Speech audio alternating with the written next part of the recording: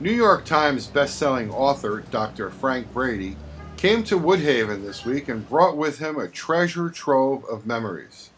Born and raised in Woodhaven, Dr. Brady came home to help raise awareness of the Friends of the Woodhaven Library, a group of local residents committed to getting renovations to our local library off the ground.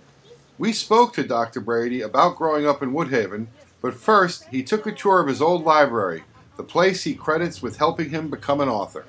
This is Ken Gordon. Nice to meet you. Good to have you here. Ken is back after Children's Library. And he started out in the Children's Library.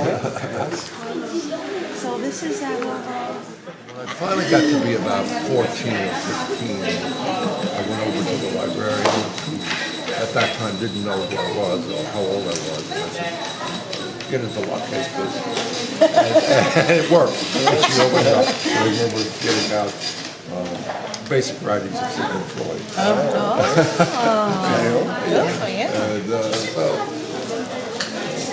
was a reader. I spent many hours and days and weeks and months. Yeah, this is a major part of his child memories. It's so Got him into reading and writing, yeah, it's so publishing. fantastic. It certainly is. This is our branch manager, John Lowe. This is Frank Brady, his wife, Maxine. Thank you. Good to meet you. Good to meet you, sir. You're the manager of the branch. Good. Have a nice place here. He spent 20 years living in this library as a little boy and as a teenager. He was here all the time. It's good to be back. Yes, it's good to see children reading because you see what happens when they read. They grow up to write. We have a lot of DVDs.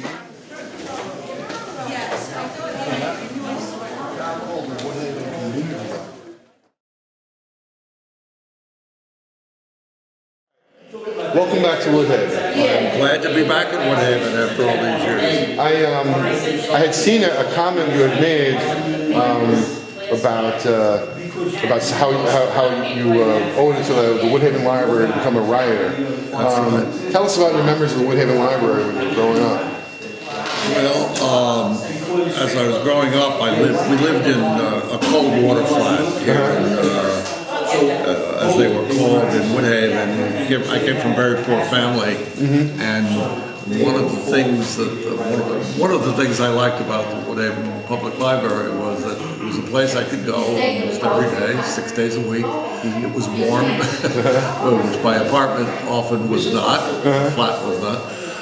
And it had all these books that I like to read, and I would go and fantasize, one day I would say, I think I want to become a pilot, and I would go and, ask the librarian, do you have any books on flying? Do you have any books on airline? And then I'd take a whole bunch of books and I'd sit down, at a table and start reading on that. Then the next day, I remember once I thought I would like to become a funeral director. And I asked if they had any books on embalming. And so I started reading, and the books became, in some ways, my friends. And I really think I learned a lot from the books and reading. And then I started reading, some good literature, nonfiction. I think I like to read more than I like to study in school, quite honestly. I was just a big reader of almost anything.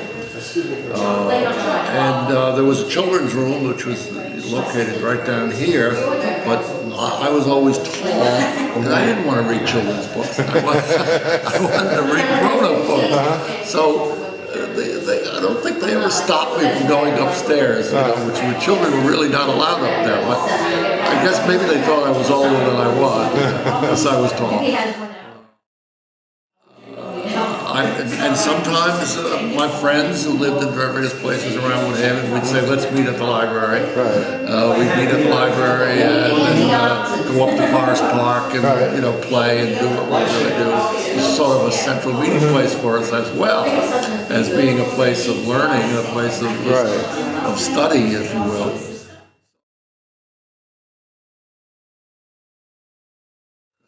Where in Woodhaven did you live? I lived on Jamaica Avenue, right between 80th and our Parkway on the south side of the street. There was a row of, it's probably still there, a row of, you know, just one-family houses over the stores. Right. That's where we started out living. Right by the Haven Theater. Right next to the Haven Theater. If you faced the Haven Theater, I lived on the left. There was a shade and curtain store on the left. We lived above. And, you know, it was a nice place, I might add.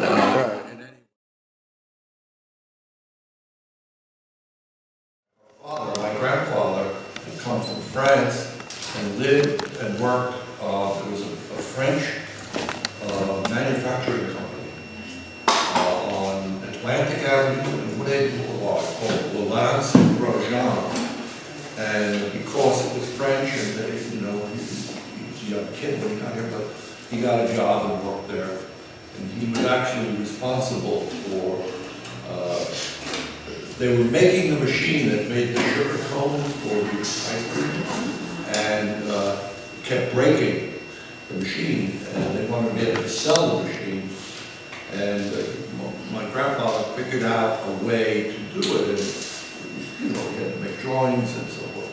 And so they said, well, we'll give you a choice.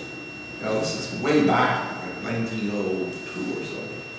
We'll give you a choice. We'll give you $500 cash for the rights to do this, or we'll give you a royalty on every machine you got. Well, guess what he took? Royalty. The $500. The $500 in those days probably worth, you know, like worth $25,000. With the $500, he put money down on a house. And as soon as a Model T came along, he bought himself a Model T. I mean, you know, it was a lot of money.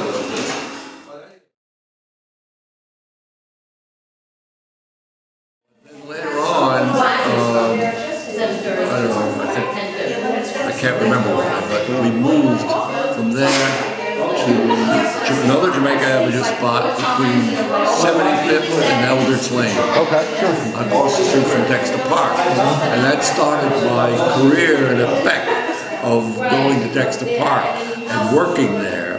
My brother became the scoreboard keeper. My father was the parking lot guy. I was a foul ball boy. I was a peanut grinder. I did every job you could, a kid's job that you could think of at Dexter Park, and that went on for years, as it did with my brother and my father. Because right across the street from the house. That's fantastic. So I saw so many minor league games. You know, I saw Satchel Paige pitch. I don't think I ever saw Jackie Robinson, but I saw many other, you know, players who became famous. Right.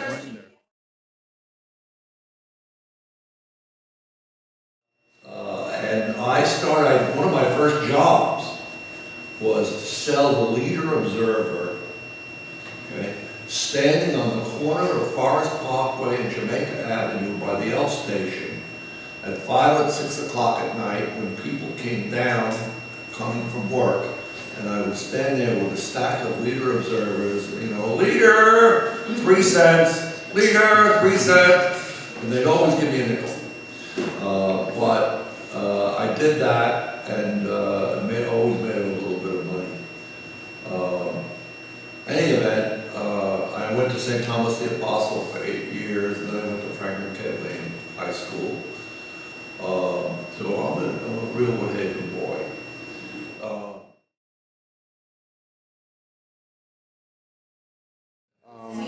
You used to go up to Forest Park, you used to play chess. Absolutely. Right in that area is something that has been a big topic of conversation in this community of late, and that's the Forest Park Carousel. Absolutely. I worked on the Forest Park. Did you? I started the carousel to go around. I stopped it. I helped little children go on the things. I put the brass rings in, you know, and for them to catch. And I did that for many a summer. And what years was that? Well, I was 14, 15 years old. I'm 77 now. It's working now. It's been closed the last 4 years. Why? No people going. Can't find a vendor to run it. The city can't find a vendor to run it. I'll tell you, when I played chess at Forest Park, I would play into the night until it got dark during the summer. And then, of course, you have to stop it because it's bored. But playing chess there at 5, 6, 7 o'clock at night. I would hear the music come from the carousel, the Strauss waltzes. And playing chess, hearing the Strauss waltzes, I felt like I was in another age. I felt like I was in the 1800s. And I just, it was like heaven. I didn't want it to end. You know, I didn't want that experience to end. That's fantastic. That's great. Listen, thank you very much. My pleasure. Thanks for coming back again. Oh, good. Let me give you